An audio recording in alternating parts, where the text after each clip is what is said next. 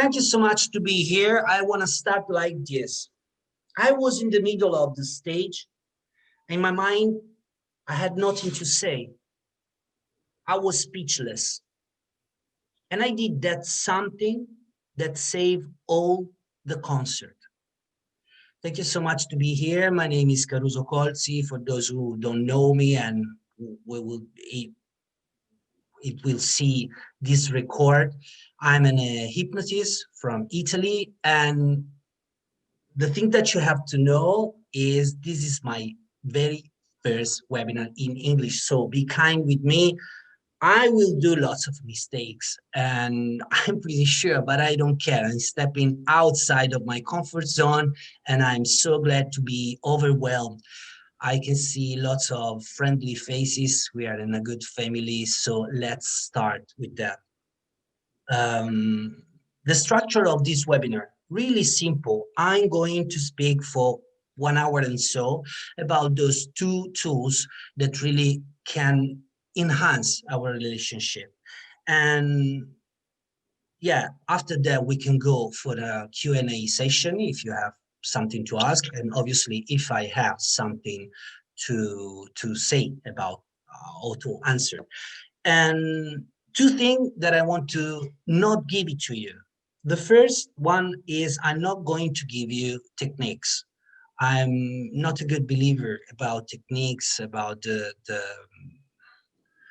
importance of techniques. I would like also instead to speak about concept so that you can manage the concept and build and produce and create your own techniques around that. Another thing that I'm not going to give you, it's a pitch. I'm not gonna sell you nothing. I said this one is free. It's gonna be free. No fake stuff. So I'm not gonna tell you this is my product and that's it. The only thing that I want to say, if you wanna get in contact with me, that's my website, www.carusocolzi.com. That's CARUSOCOLZI.com. It's unbelievable. I don't know how I did it, but I did it. Spelling is difficult for me. Anyway, I would like to start from the end because I know lots of people, they like to know the tricks and the stuff that we are talking about today. So what are those two tools that can really enhance our relationship? Those two tools are listening and complimenting. And we will see step by step few ways to deal with those two tools also in my work, in your work, in life, in family, in love. So please follow me. The first point is this. It seems that by statistic, the 80% of people is listening just because they want to say something back. They want to reply.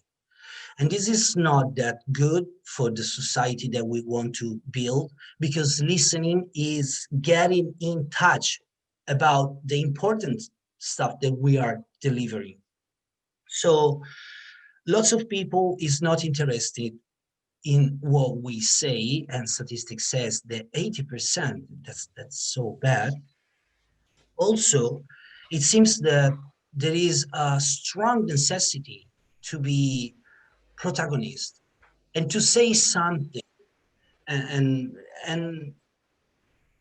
oh, yeah, excuse me, I mute all of you.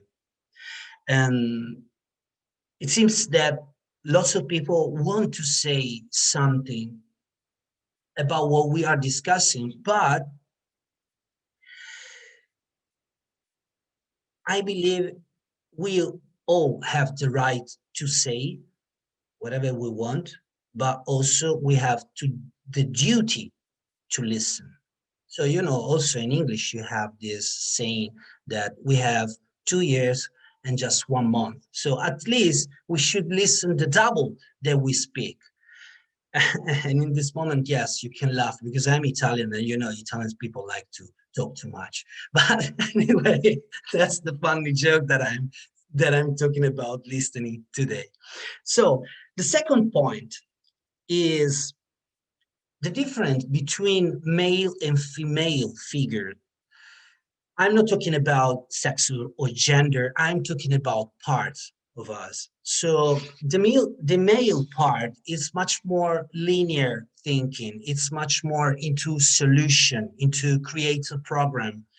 And the female part, it's much more circular thinking. It's much more into multitasking, creative mind.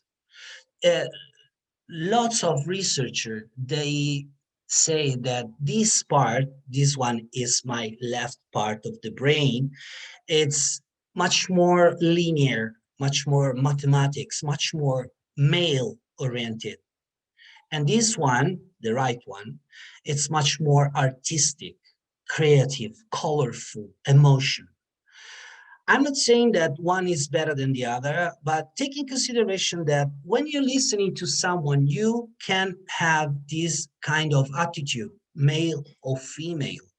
For example, male, they tend to talk and listen each other just to find a solution. Yeah. So where did you put the glass? Over there. Done. It's over. They're not gonna they're not gonna talk more. But instead, females, they tend to chat because they want to chat. In fact, lots of times between husband and wife is that it happens that wife wants to chat and say something, and the husband tend to find a solution, but the wife doesn't want a solution. That she wants just chatting. So in the way that you listen also is different. Are you listening because you are trying to find a solution? Are you listening because you're hugging the person?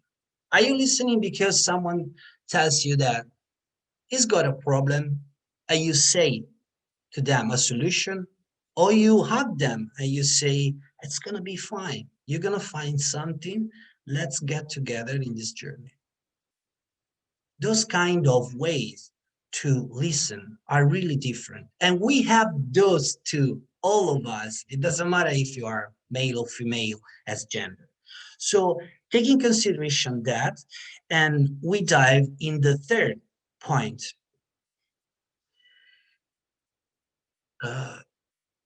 In Italian, we have active verb and passive verb or verbs. So I believe it's the same in English. You have active or intentional verbs. When you're talking about listening, it's really intentional. It's active. It's really different when you say hearing. Yeah. For example, you are at mobile phone, and someone says, "Can you hear me?" That means, is the speaker of your mobile phone working? Can you perceive my voice? Yeah. But if he's asking, are you listening to me? He's asking for attention. Yeah. So that's a really different verb.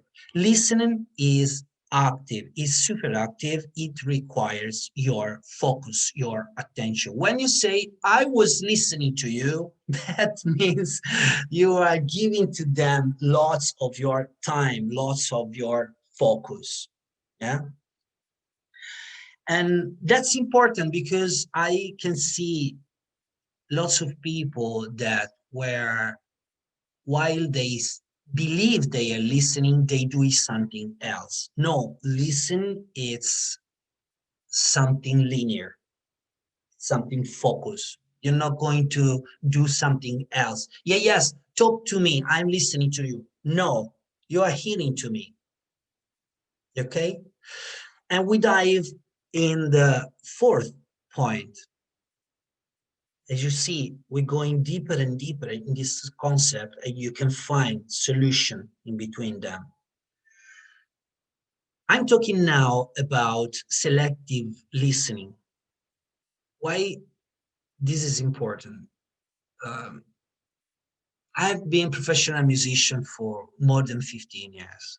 And I developed as musician this selective listening because when we listen, we want to pay attention to one instrument.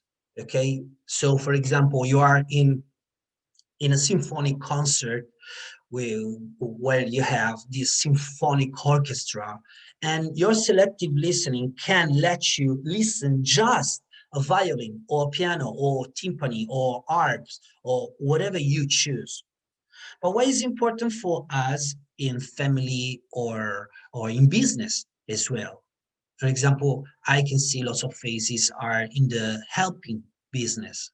So it's important because we have undivided attention for just one signal. Let's say we are in a nice dinner. We are all together in a table and we chatting each other. And then a guy comes to me and say, "Can I talk to you, Caruso? I would like to ask you something." In that moment, I switch and I delayed all of you because I want to select this guy. So selective listening is important because also switch in your mind what you keep out of your door. Sometimes I was chatting with a colleague of mine here in Italy, and he said to me, "You know, when I go in the studio and I start to work with clients, I bring with me lots of problems about my family, about my love. So this selective listening, you can use it. I mean, I'm listening to you. I'm not listening, not even in what I'm thinking, because also that we will discover later, it's a way to listen." And I want to go in the fifth point. This point is really important because you understand what listening in the real nature means. This listening, it's about understanding. It's a way to listen after you ask something, ask a question. So you ask a question to your mentor, and then what you have to do, several things that I'm going to give it to you that allows you to understand better. First of all, uh, you shouldn't interrupt. Lots of people answer you through a train of thoughts. It's not just analytical answering. Sometimes you have to discover in between words what they answering to you. So first of all, do not interrupt. Second of all, you should become a sponge. Don't put filter in it. When you really listen to understand, let's get inside whatever it takes. Become a sponge, absorb everything. You're gonna have time later to select, to cut what is useful and what is not useful.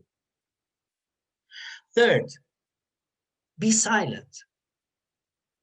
I mean, do not say aha, ooh.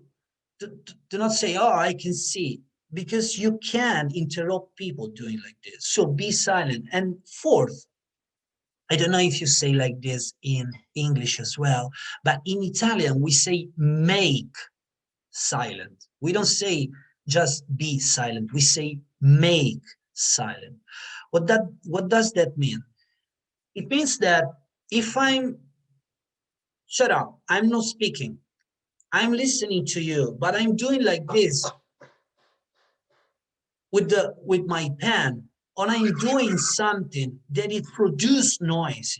So that's really, really bad. The more noise you are hearing, not listening, hearing, the more interference you have becoming a sponge.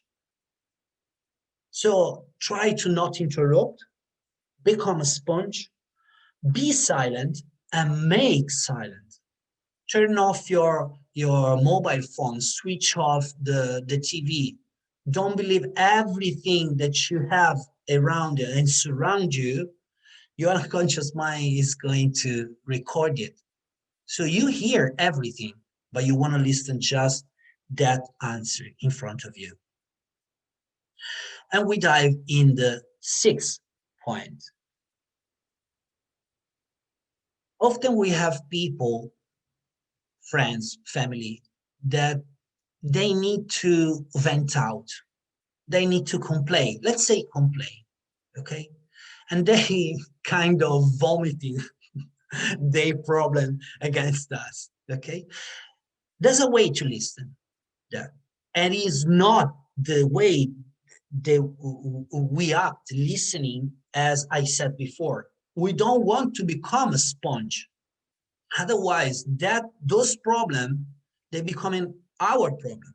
We don't want that. So we want just, how do you say, be quiet, no comment, and obviously not find a solution. If someone needs to vent out, to release pressure, venting out, do not try to find to them a solution. Because people get upset about that. They just they just need 2 pair of ears to know that they have been listened, heard, hugged, if you want. So if you want to go over that, if you want to really let them release all the tension, for example, it's your children, it's your daughter, it's your husband, whatever, you communicate with them with kind of, tell me more. Wow, that's great. Oh, okay. And you let them finish all the stuff that they have to put out. So I know lots of psychologists, they use these kind of techniques. It really works to release pressure. Sometimes we don't have time to do that, but please be honest. If you love someone, you need time for that. So this is another way to listen. As you can see, we have tons of ways to use these tools to enhance our relationship. Even at work, okay? Sometimes our colleague needs to vent out. After that, is going to work even harder. And the bond, it's tighter. So the 7th point, this is called active listening. Please listen to me with that because it's overused. Active listening, it's used a lot in therapy, also as hypnotherapist. I have been trained with that, but we have to be sure we know what it is. Active listening, it's a way to rephrase concept that the person that is talking to us has given to us. We reframe, we rephrase, we use transformational grammar. And there's no problem. I mean, if you know how to reframe, deframe, preframe, if you know how to rephrase stuff, if you know how to use transformational grammar, there's no problem. But please use it if you know what are you doing. Because sometimes people get upset. They don't want that you change what they said. We see the next step. Why is that? But talking about active listening is a great tool. But please be prepared. Take in consideration that you have in mind an outcome so that you want to transform what your client, for example, said and transform it in someone that it become a ramp up to something else. But it has to be done in a clever way. Not just because you want to find a solution and quit the discussion, because this is not listening. Hmm? So sometimes when we use this active listening, and for example, I make an example. You said that I need a new mobile. Oh, you tell me that you're not happy with yours. This is a bad way to rephrase, because people just said I need a new mobile. You understand? If you rephrase it as you're not happy, now you put in the sentence the happiness, which was not there. So if you are trained in rephrasing stuff, reframing, which is really famous in NLP work, reframing, deframing, and preframing, and also transformational grammar. If you are able to do that, please use it because it's so good. But don't use it as like this, because it's going to damage the relationship instead of enhance it. And we dive in the eighth point of listening, which is really different. It's it's called echo effect or echo effect. I don't know the pronunciation if it's right, but it's called ECO, echo effect. It's mainly used in hypnosis, in conversational hypnosis particular. It's when we repeat exactly the word that they've been saying. So I need to buy another mobile phone. Oh, you need to buy another mobile phone. That's it. The only rephrasing is I and you. I mean, we responding. We kind of mirroring, if you want, use that terminology in acoustic way. Okay, and this is really good and powerful because you can get rapport instantly. Why is that? Because people understand that it's been listened. I mean, you repeating exactly what they said. It's obvious that you were listening to them. Okay. And after that, if you know how to do, you can use the echo effect as listening way, manner to pace and lead. So now you're using actively the listening to perceive, respond, perceive, taking consideration to change a little bit and change a little bit. Who knows something about conversational hypnosis knows that pace and leading, it's a form of also inducing trance state in hypnosis. And it's really powerful.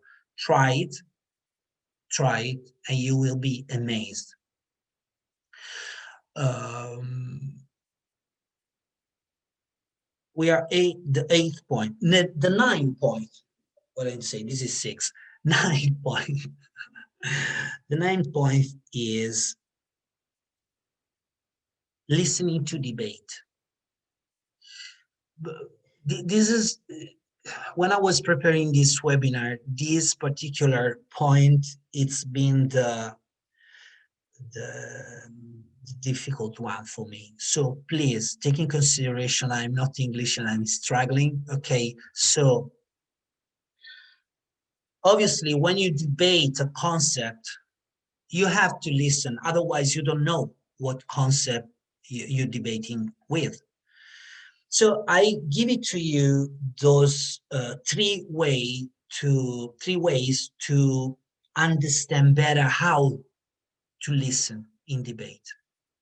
The first one, it's really super powerful, and you have to go back in the time, like 3 or 4,000 years ago, in Vedanta philosophy. That means the philosophy in Veda. Then they be summarized in Upanishad. I don't know if you are familiar with that, but it doesn't matter. I tell you this with an example. There's two monks that are debating with concept in Vedanta philosophy. So you have monk A and monk B. Monk A says something about the concept, and talk and talk and talk and talk. And monk B is listening to that. When monk A finished, monk B, before he says what he has to say, he has to repeat what monk A said until monk A says, okay, now I know that you know what I was talking about. This is a huge form of respect. Yeah. After that, monk B can say, okay, now that I listen, I want to say something back. Is this useful in this modern day? Obviously not at all. It's so long, but take in consideration, why don't you listen everything before speak? Why we interrupt so many times in our Western culture? So many times. And I know because I'm Italian. Have you ever been in Italy at the table? You don't finish not even one sentence. People is get it in the sentences, in the phrases. So this is an extreme example. But if you go, let's say, kind of between 1 and 2,000 years ago, Greek philosophers, they were doing lots of, we call it symposium. I believe it's symposius. I know that lots of you read the Plato Symposius or Symposium. I don't know how do you pronounce it, but that doesn't matter. I mean, Symposium from Plato. You have a table, a dinner, and they drink red wine because they have to be, I mean, you know, when you are too worried about what you say, you drink red wine and you become just a little bit loose, okay? Not drunk, because this is not a form of respect in the Greek culture, but just a little bit. And they start to speak. The owner of the house says, tonight we're going to speak about, and Plato in his symposium says, about beauty and love. What do you have to say about beauty and love? And lots of philosophers, they are talking about that. But you know, nobody wants to say the same that is already said. So they have to listen. All of them, each other. So you don't repeat what is being already said. And this is another way to cut time. You already said that, I'm not going to repeat that. I add something new on the concept. And in this case, it was beauty and love. If you didn't read that, read it, because it's worth it. It's so good what they said about love and beauty. The third example that I want to give it to you about listening to debate, it's really close to us. I don't know if you know this guy. Well, he's not a guy, it's a man. Well, I can say old. His name is Edward de Bono. He's the creator of lateral thinking.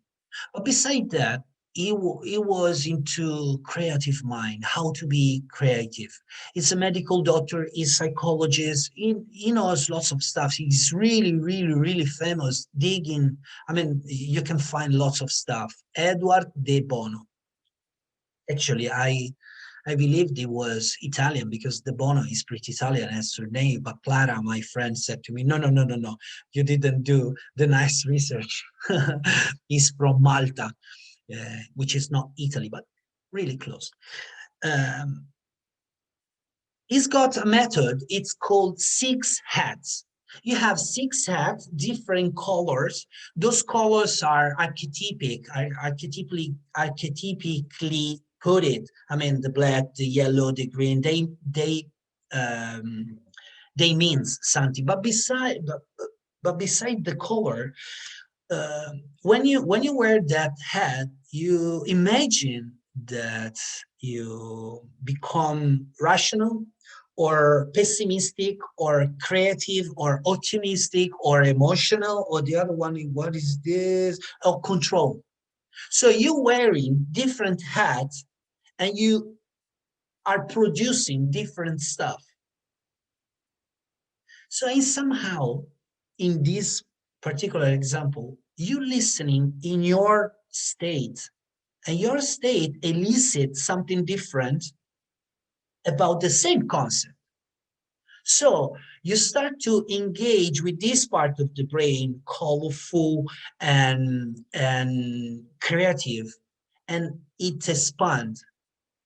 Engage the other part that it's related to find solution, and it's much more really linear.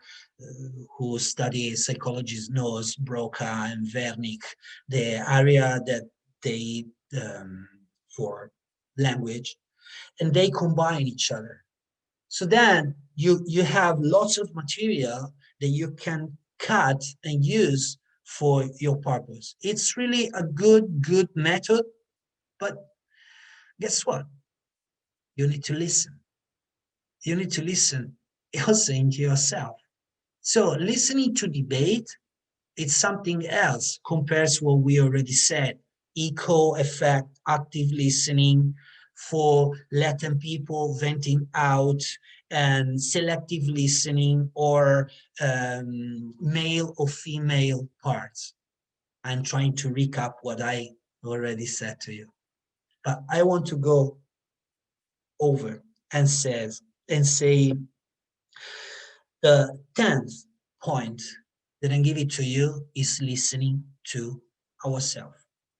And this is important because it's not just about acoustic, auditory, hearing. This is about words, sensation, movement, feelings, emotion.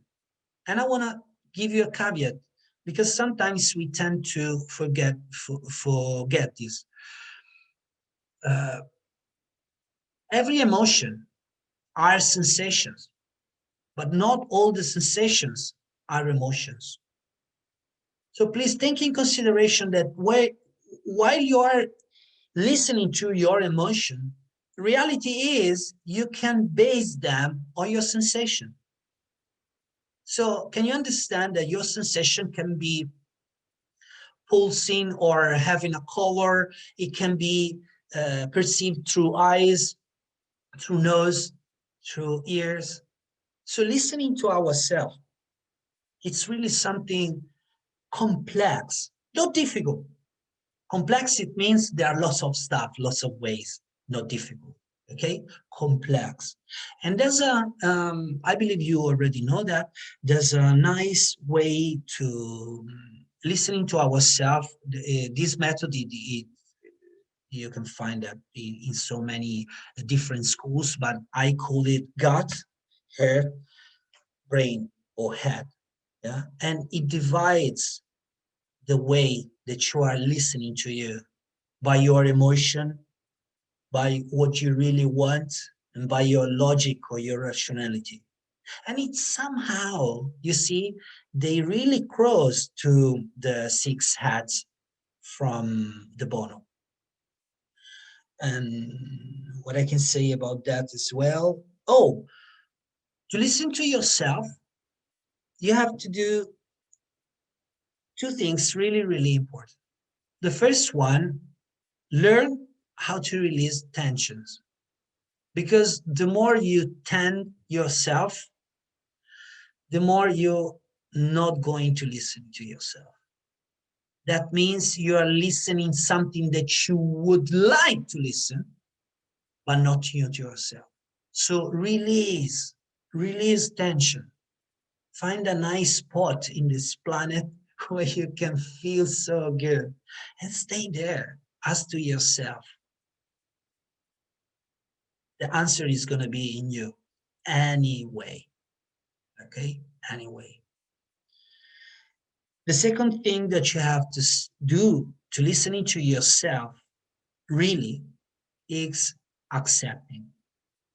And I want to speak about accepting because I believe there's too much noise about accepting. Accepting, it doesn't mean that it comes up something you're gonna be like this for all your life. Oh, I accept that, so I'm gonna be fine with that. No, accepting, it means two things. I start from here, I am here, ready to listen, ready to go. Accepting it means you start from there, from where you are. That means it doesn't mean that you have to stay all your life. Yeah, you got to accept that.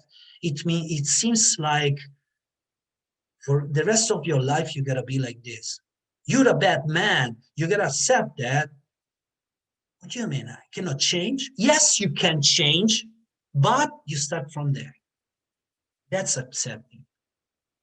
And in my word, that I see in day by day changing in people, accepting is the way to start. So I'm start from here. I am here, ready to go. That's accepting. And you have to accept yourself if you really want to listen to yourself, the answer that you have inside. Dive in this concept because there is really more. I told you I'm not going to give you techniques today. I just want to talk about concept just to tease and make you even much more curious. 11th point, I believe it's 11th, I hope. It's the famous double listening. Double listening is something that you do in performance. Yeah? So I'm doing double listening now because I can see myself, I can hear myself, but I can see also the faces that are listening to me. And sometimes you nod, sometimes you smile, sometimes you say, oh man, you're making so many mistakes in English, it's unbelievable. But I told you, I'm trying to step ahead. So I'm accepting my English. Yesterday said to me something really touchy, Darren Wright. He said to me, I'm expecting from you that you are emotionated, that you feel this emotion. And yes, I'm feeling, I'm present to that. So thank you so much, guys, to listening to me. And talking about double listening is also something that you do by what I call biofeedback listening. Why I told you I was a musician. When you are a musician, you listening to your, for example, when you play piano, you're listening to your instrument to understand what you are doing. But then you are listening also, that's the double listening, what combines your instrument with the other instrument. Then when you are good to that, you feel it like one. So you're producing music, your instrument, and the other instrument, they becomes a group. It's one. Now you can listen to the group and the public. It's called like this also in Italian. You don't say the publics. You say public. It's one. Okay? It's one mass of person. They become one. So even I work a lot with actors to let them know how to stay in stage, how to speak, how to take lights. I mean, lots of stuff for a long time.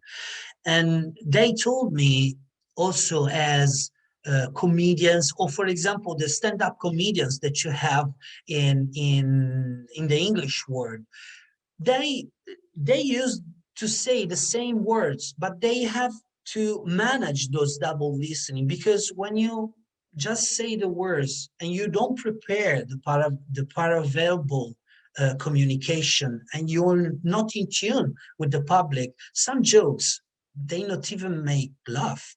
They can be just offensive. So you can see this double listening is important. And also, because I know there are lots of hypnotists hearing to that, listening to that, forgive me, listening to that. Double listening is something that we do always.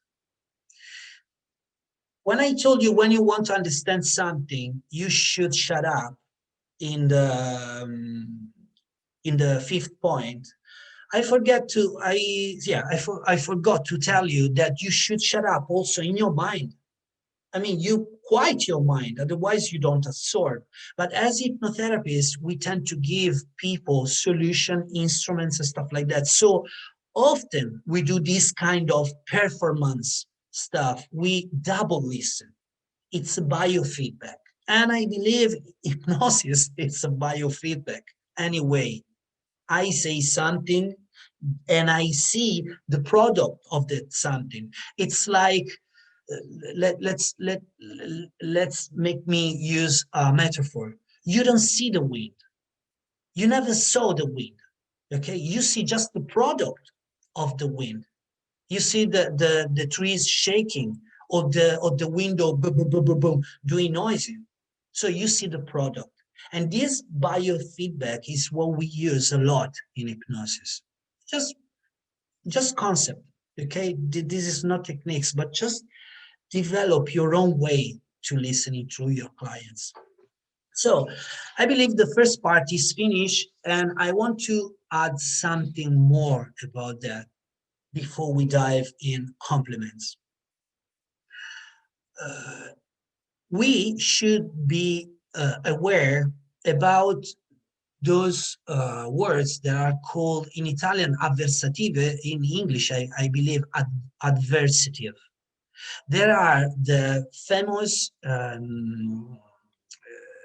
the answer yes, but answer. So when we say yes, but, basically we delete everything that is being said. So if someone says, oh, you have done a great job, and we answer yes, but, that but it's an adversative. It delays everything about the compliment in this case that someone gave us. And adversative are also, however, nevertheless, though. There are, I mean, I believe there are many more in English. I discovered those. It's already a lot for me. But I believe you understand what I'm talking about. And the thing that I would like to try with you, it's something really easy, because you are really clever people. You are into this kind of language and listening, and you are really, really intelligent. But and you can feel something spinning after the but. Yeah, you see, what do you mean? I'm intelligent, but no, no, no, no. You said to me, intelligent, you don't put that. And I want to quote my friend Jeff Bliss, which I believe is still there. Anytime that we speak each other, he says to me, you're right, Caruso. Yes, and always says like this. It makes me laugh, but it's fine. I mean, yes, and we can put and instead of but. I hope my but pronunciation is fine, because I discovered that but it's also a part of the body. I don't know if I was talking about that all the time. I'm sorry. Anyway, there's a saying in Italian. Yesterday I needed to Clara to translate that, because I couldn't, and it goes like this: the one who doesn't know how to listen doesn't know how to talk either. So please, please listen more. Develop these tools that you already have, because your relationship in business, in work, in family, in love, they're going to raise. And now we're talking about compliments. So you see, we talked about something that we receive. Listen, okay?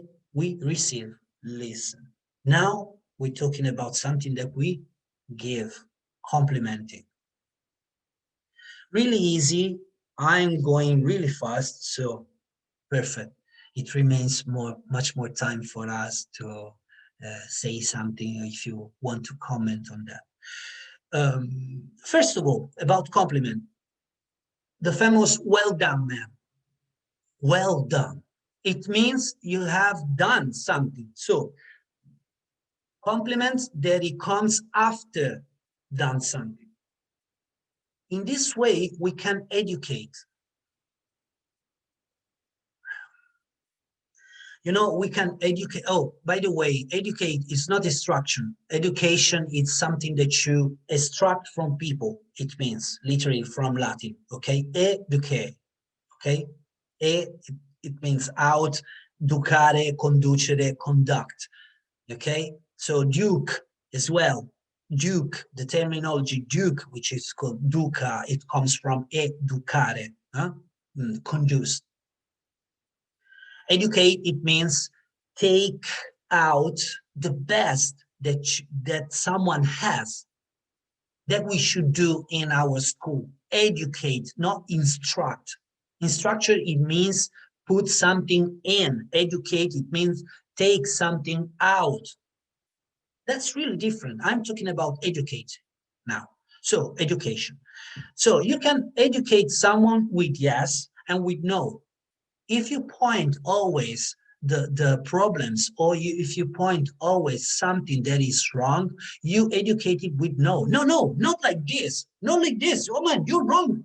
You're wrong again. Come on. Yeah, that's not good. We can educate by yes. Yes, you're almost there. Yes, like this, even more. Okay. So in this way, that's why I'm talking about this kind of compliment, the well done compliment. You can educate your children, your spouses, your colleague with this kind of compliment. Well done. Instead of criticize, you compliment them. So the only thing that I have to say about that, please, this is meritocracy.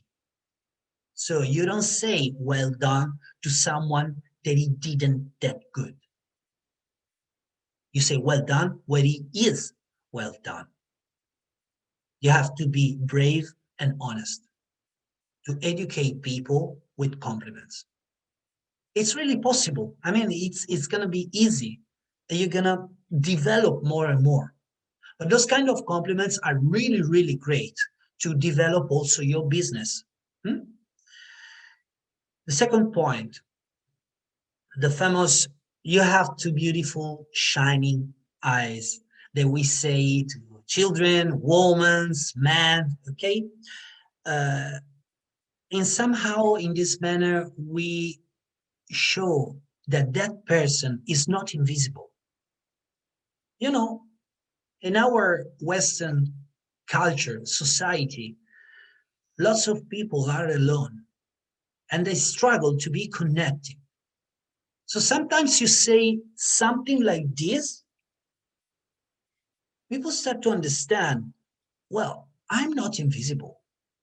There is someone that can see that I have something in me. Okay, and those are powerful compliments. You have a beautiful smile.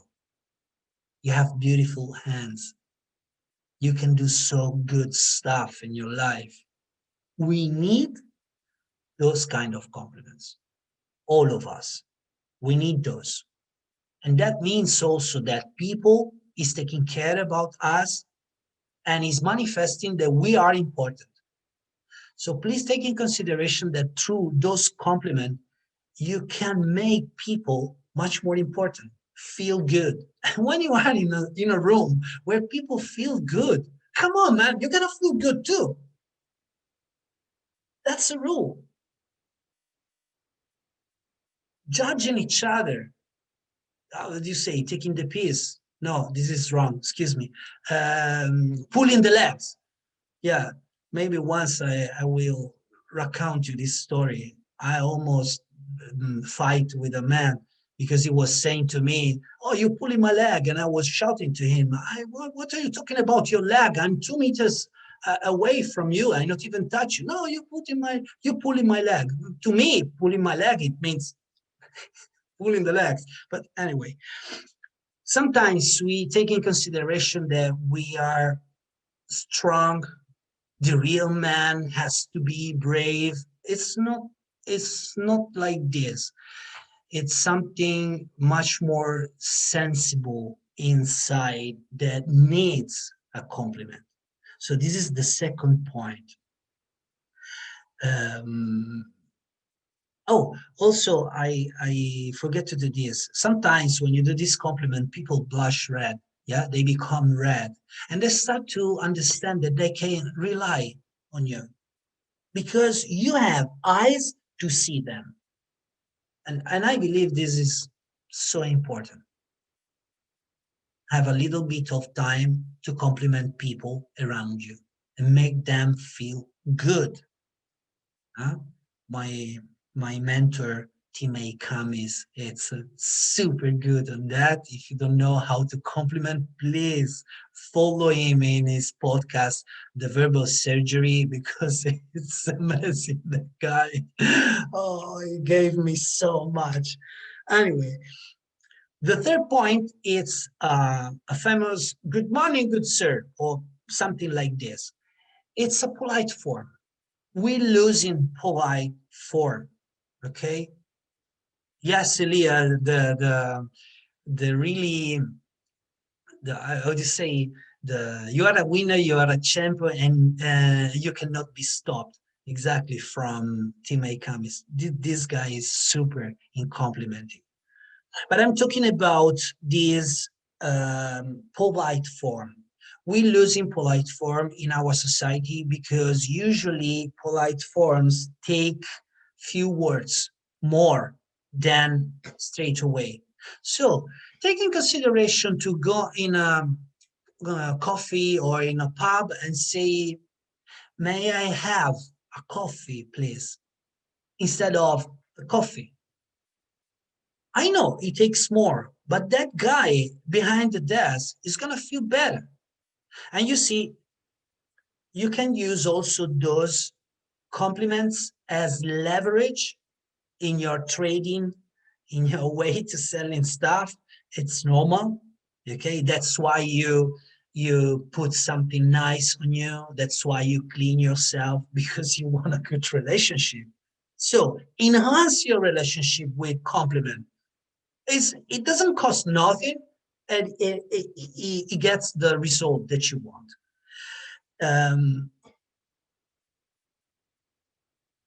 Yeah, the fourth point is this one. To compliment someone, you need to be true. You need to be sincere. It has to be done with your heart. And I tell you, people get upset when you say compliments are not true. For example, if you tell me, "Oh, Caruso, what a beautiful hair you are," I get upset because I have not. Okay? So be clever, be sincere. Try to find something nice in people. Everybody has something nice. Why don't you discover that? It's a good game. It's a win-win game. Complimenting is fine. It enhances your relationship. This is not just because I'm Italian, okay? Because that's I'm speaking English, and I'm trying to do that as much as I can. Okay. Yes. Fifth point, and I almost finish my webinar. Those are indirect, Anyway, you understand. Compliment. Those are, I have written because otherwise I could forget them. But those are something like this. Anytime I'm with you, I feel great. This is talking about me, yeah? But really is indirect compliments to the other girls or guys. Those are really, really, really good to do that. If you don't have so much relation, so much confident with people. You can say something like this. I tell you another one.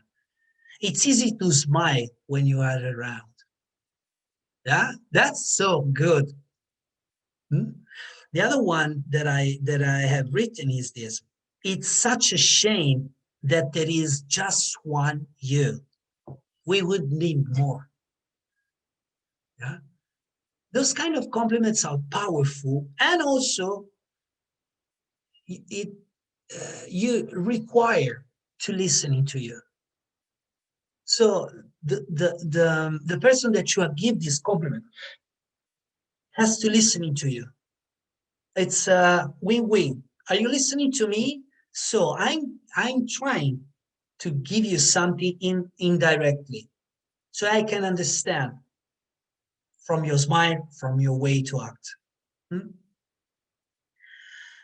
Uh, Learn how to use compliments in different environments. I understand that complimenting a woman in a park or complimenting a woman when you work, come on, it's different.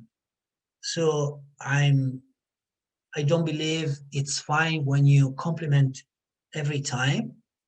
There's manners and manners to do, ways and ways to do. But I want to read this compliment that I have written a couple of days ago because I believe it's important to understand that indirect compliments also as leverage for your business. Listening to that. Your work is so good that I'm sure I cannot pay the right amount of money you will ask for. So now it's kind of double bind. They know they're gonna ask you for something, but they know also that you're not gonna pay the right amount of. So you can deal also linguistically with those kind of compliments, and they are really, really great and enhance the relationship. So last thing, and then I finish. Don't do the same compliments over and over and over. They are like words. They lose meaning. I tell you this story. I had an ex-girlfriend. She is English speaking. And she used to call me love. Love here, love there, love what you think. Oh, I love that. Love you. After a few days, I said to her, listen, I don't know if you discovered that, but I'm Italian. We give to this very word a huge meaning. I mean, you destroy my love. You cannot call love everyone's love continuously. So it's the same for compliments. Don't use the same compliments over and over. You're special to me. You're special to me. You're special to me. It becomes normal. Can you imagine? It's normal that you say you're special. Man, we have to dig in more and more in those kind of attitude that we have in sharing, listening, and complimenting to enhance really good quality of relationship. And do you remember I told you something in the beginning? I want to finish my webinar going toward the Q&A if you want, like this. I was in the middle of the stage. In my mind, I had nothing to say. I was speechless. And I did that something that saved all the concert. I shut up. I listened that silent. I nod my head. And I said, now we can start. Thank you so much for listening to me. So if you want now, you can ask me whatever you want, or I would really appreciate to listening to you, commenting whatever you want. Look how beautiful you are.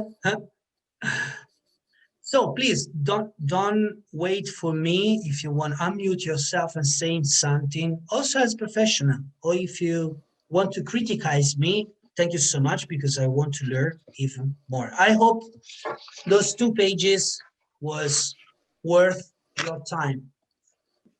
Caruso. Tell me. Hi. I just want to compliment you on your English. I know that you think sometimes you get it wrong, but you really don't.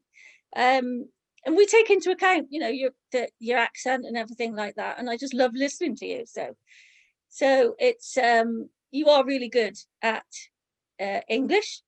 Could there be improvement? I guess, but also I could, you know, and it's my natural language. So I just want to say, well done. Thank you so much. I mean, it means a lot to me, Sally. Thank you so much, really. Yeah. I'm gonna cry, you know. I'm easy to cry. I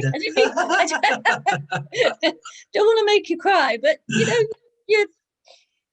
it's hard when it's English isn't your first language to do something like this. And even, you know, even though I'm English, sometimes I struggle, you know, because you get nervous and things like that. But I think you always do really well. So thank you. I would like to ask you, all of you, something, because I can see here there are lots of hypnotists, yeah? And I discovered that sometimes people come to us, but they don't want to listen to us. Beside the trance work that we do, the hypnosis part of the session, yeah, sometimes we have to deliver them content, information that's really important, and they discard that, and they say, yeah, whatever, when we do the hypnosis part, yeah. And you already know, I mean, that the hypnosis part is the little one. You have to pre-frame everything. So there are certain techniques or certain concepts that you use in your way to deliver content to just let your client listen more into you. How do you make people listening to you? The one thing I will do generally with my clients is first pre-frame that the session will be, we're going to have a chat, and then we do the trance work. And then I let them talk first. Tell me what you want. And they're going to put everything there, and then they expect something back because it's a conversation. So basically, just like you said, they tell me all the things they want. I listen to them, and they will return the favor. That's pretty much all there is to it. It's just as natural as that.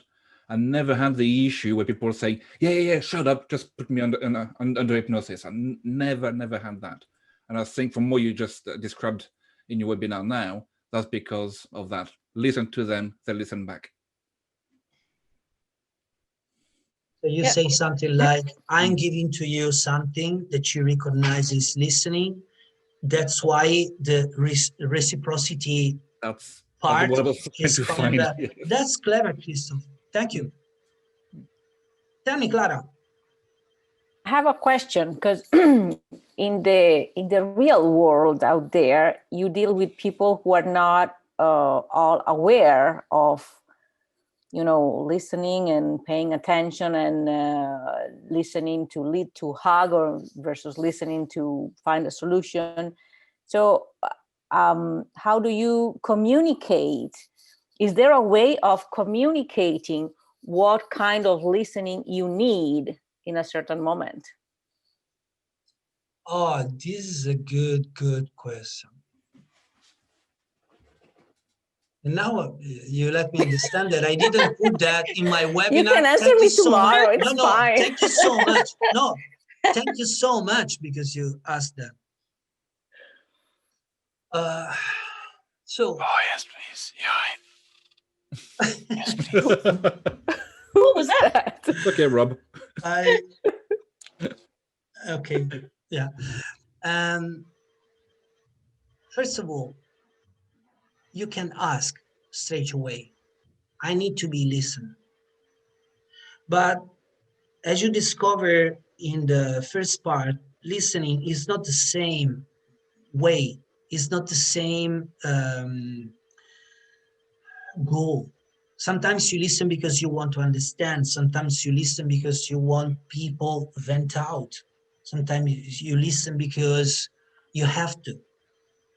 It's the owner of your shop or something like this. So first of all, I would say ask for that. We take it for granted that when we speak, people understand us. It's not true. There's a big paradox in language. Anytime, that's why we call it terminology, yeah? Term, because it's terminology, it's term there, it's stop there. Terminare, it means end, to end, finished, yeah? A word, any sentence that I say, I put it there, and it has to be translated in your mind. Each of you is translating through filters, through experiences. So I believe the best is ask straight away. I need to be listened in the way that you understand me.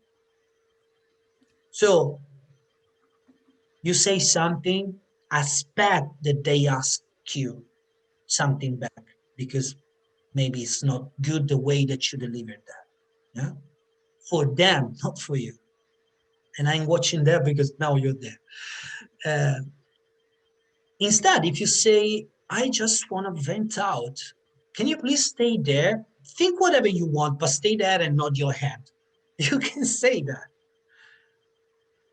Okay, but to be listened and to be understood, it's really, really different. People that don't want to listen to you, you cannot force them. That's why I believe that Tim is right when he says education is self-education. If you want to learn, you have the tools. And that's why I'm not talking about techniques, because techniques is another way to instruct people. I want to educate. I want to talk about concept. I hope. Yeah. Thank you, Caruso. I agree with you with everything. But also we're supposed to think about people where they come from, their tradition. Because for some people, for example, if you speak about my mother, I look on she in her eyes, she's thinking that I'm listening. If you are listening but not looking in her eyes, she's thinking I'm not listening to you. But for some culture, to look directly to their eyes, it's like act of aggression. So you just need to have a balance with everyone and to see what they come from, tradition, what they hide. And also about active listening. It's what you say, it's about paraphrasing more. It's like a Carl Rogers say, of course you help people to understand that you're listening them, but same time when you paraphrase their words exactly like they say it, so I'm in your boat. My English is also not perfect. So they also listening themselves, because often they speaking and only later recognize what they said. So if you paraphrase, then they showing them they understand what they say. Did you have a sense? Sorry for my English also. No. There are lots of truth in what you said, but first of all, the culture. Yes, you're gonna understand that different culture, different language act in different manner. For example, I often spend time with Clara speaking about this way to communicate in English. In Italian, we have lots of, we call it subordinati. We open a bracelet, we open another bracelet, we open another bracelet. And I believe the Latin speaker, as French as well, I believe, Christophe, is the same. And then we close. English people, they tend to be much more straight on that. Also, what you said about the looking into your eyes, you have to, how to say, also, first of all, you can ask, and calibrate. Yeah, that's what I was searching for. You calibrate people. Yeah, look at me when I'm talking to you. Look at me. Boom, and you turn the face and you look at them. Okay, now I'm yours. I'm here. But believe me, people who look at you in your eyes, it doesn't mean that they understand.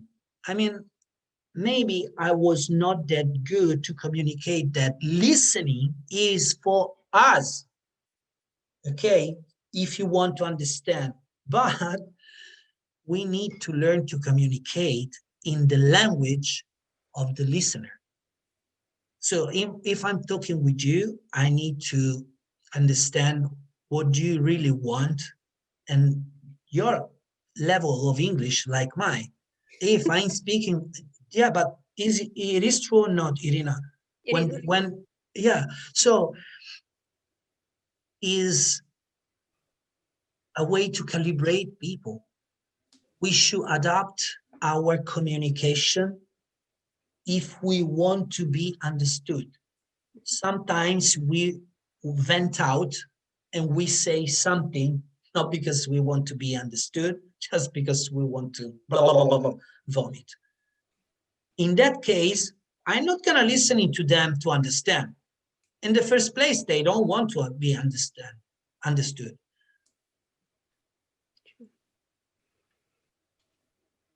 There's a book that's really popular here in the US, at least. I never asked you guys if it's Caruso and Delia, if it's a common book in Italy too. It's called The 5 Languages of... You guys know about the book? Five what? The 5 Languages of Love. I 5 linguaggi dell'amore. No, I didn't.